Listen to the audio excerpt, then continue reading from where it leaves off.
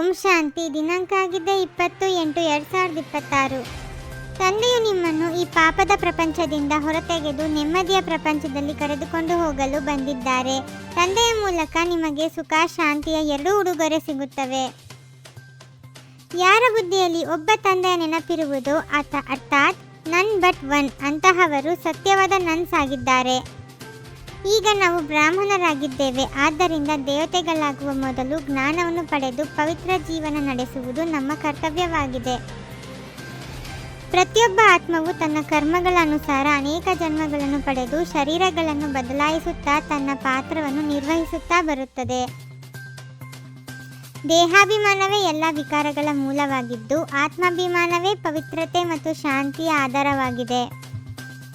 ಸತ್ಯಯುಗದಲ್ಲಿ ದೇವಿ ದೇವತೆಗಳು ಸಂಪೂರ್ಣ ನಿರ್ವಿಕಾರಿಗಳಾಗಿದ್ದು, ಅವರ ಜೀವನ ಸುಖ ಶಾಂತಿ ಮತ್ತು ಪವಿತ್ರತೆಯಿಂದ ಕೂಡಿರುತ್ತದೆ. ಆತ್ಮವು ಸದಾ ಸುಖಧಾಮ ಮತ್ತು ಶಾಂತಿಧಾಮವನ್ನು ಬಯಸುತ್ತದೆ. ಆದರೆ ಆ ಮಾರ್ಗವನ್ನು ತೋರಿಸುವವರು ಒಬ್ಬ ಪರಮಪಿತ ಪರಮಾತ್ಮನೇ ಆಗಿದ್ದಾರೆ. ಯಾರು ಸಂಪೂರ್ಣ ಜ್ಞಾನವನ್ನು ಪಡೆದು ಪುರುಷಾರ್ಥ ಮಾಡುತ್ತಾರೋ ಅವರೇ ಸತ್ಯಯುಗದಲ್ಲಿ ಉನ್ನತ ಪದವಿಯನ್ನು ಪಡೆಯುತ್ತಾರೆ. ಒಬ್ಬ ಶಿವತಂದೆಯನ್ನು ಮಾತ್ರ ನೆನಪು ಮಾಡುವುದೇ ನಿಜವಾದ ಯೋಗವಾಗಿದೆ. ಅದರಿಂದಲೇ ವಿಕರ್ಮಗಳು ನಾಶವಾಗುತ್ತವೆ. ಪರಮಾತ್ಮನು ಯಾರ ಹೃದಯದಲ್ಲೂ ಕುಳಿತುಕೊಳ್ಳುವುದಿಲ್ಲ. ಅವರು ಪತಿತರನ್ನು ಪಾವನರನ್ನಾಗಿ ಮಾಡಲು ಮಾತ್ರ ಭೂಮಿಗೆ ಬರುತ್ತಾರೆ.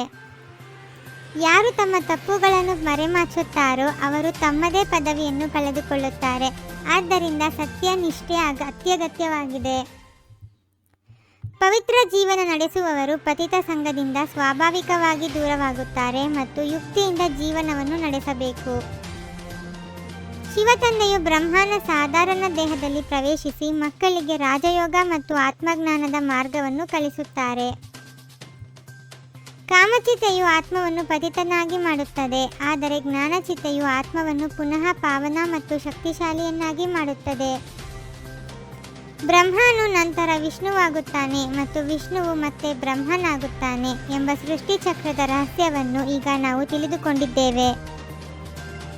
ತಂದೆಯ ನೆನಪು ಮತ್ತು ಜ್ಞಾನಾಭ್ಯಾಸದಿಂದ ಆತ್ಮವು ಸತೋಪ್ರಧಾನವಾಗಿ ಉನ್ನತ ಪದವಿಯ ಹಾಗೂ ಸ್ವರ್ಗದ ರಾಜ್ಯಭಾಗ್ಯವನ್ನು ಪಡೆಯುತ್ತದೆ. ಈಗ ಅಶುದ್ಧ ಕಾಮನೆಗಳ ತ್ಯಾಗ ಮಾಡಿ ಶುದ್ಧ ಕಾಮನೆಗಳನ್ನು ಇಟ್ಟುಕೊಳ್ಳಬೇಕಾಗಿದೆ. ಎಲ್ಲದಕ್ಕಿಂತ ಶುದ್ಧ ಕಾಮನೆಯಾಗಿದೆ ಪವಿತ್ರರಾಗಿ ಪವಿತ್ರ ಪ್ರಪಂಚದ ಮಾಲೀಕರಾಗಬೇಕು ಎಂಬುದು. ಯಾವುದೇ ತಪ್ಪನ್ನು ಮುಚ್ಚಿಟ್ಟು ತಮಗೆ ತಾವು ಮೋಸ ಮಾಡಿಕೊಳ್ಳಬಾರದು. ಧರ್ಮರಾಜ ತಂದೆಯೊಂದಿಗೆ ಸದಾ ಸತ್ಯವಾಗಿರಬೇಕಾಗಿದೆ. ಜ್ಞಾನಚಿತೆಯ ಮೇಲೆ ಕುಳಿತು ಈ ವಿದ್ಯೆಯಲ್ಲಿ ರೇಸ್ ಮಾಡಿ ಭವಿಷ್ಯ ಹೊಸ ಪ್ರಪಂಚದಲ್ಲಿ ಶ್ರೇಷ್ಠ ಪದವಿಯನ್ನು ಪಡೆಯಬೇಕಾಗಿದೆ. ಯೋಗಾಗ್ನಿಯಿಂದ ವಿಕರ್ಮಗಳ ಖಾತೆಯನ್ನು ಭಸ್ಮ ಮಾಡಿಕೊಳ್ಳಬೇಕಾಗಿದೆ.